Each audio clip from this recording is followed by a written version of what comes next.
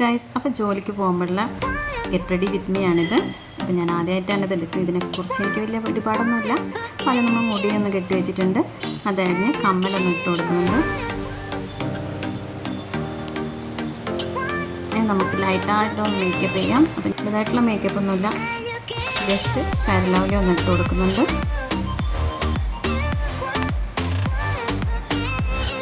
അതിനുശേഷം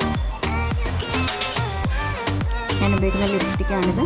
ഒന്ന് ചെറുതായിട്ട് ഇട്ട് കൊടുക്കുന്നുണ്ട്.